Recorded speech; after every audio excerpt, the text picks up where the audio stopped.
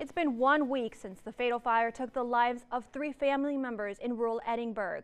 And now the school of one of those children is preparing for classes to resume without one of their students. CBS 4's Priscilla Estrada sat down with LBJ Elementary to discuss how they will handle the tragic loss. We always tell our kids, have a good holiday, have a good break, stay safe, and we'll see you back. And we never think that their life may be cut short, just, in the blink of an eye. Lyndon B. Johnson Elementary School in Elsa is preparing for the return of school after the holiday break, but as the school's principal and counselor walk into one second grade classroom, the memory of a student lingers all around. Yes, sincerely, Ricardo Gomez. After tragedy struck. One of our students died in that fire along with his mother and his little brother. 7-year-old LBJ student Ricardo or Ricky Gomez tragically passed away after a fire blazed through his family's mobile home on December 30th. I know it's going to be different on Monday when we all come in. I plan to gather my staff in the morning and talk about what we are going to say to our students. With class starting back on January 9th, Lima says they have to carefully address the sad news and provide counseling if needed for Ricky's teacher, classmates, and the rest of the school.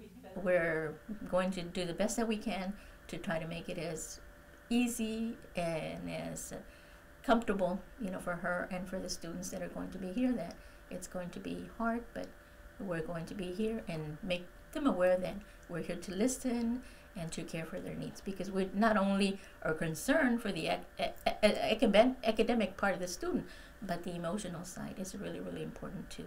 Silva and Limas have both been in the educational industry for about 25 years, and a student loss is a first experience for the both of them. I had the teacher call some of the parents beforehand so they can start preparing their child for that day, because some may have heard about it already, others may not have, and so we want them to be, the first, hear it from their parents first. So as a staff, it's real hard for us too, because he was one of our students and part of our family, because at this school we're always saying, you are family. Ricky's father was at work at the time the fire started, and his 6-year-old brother Pablo Gomez was rescued from the fire just in time. After medical treatment in San Antonio, Pablo is recovering and back in the valley. He attends Jorge R. Gutierrez Early Childhood School, who Lima says is also prepping for his return to school on Tuesday.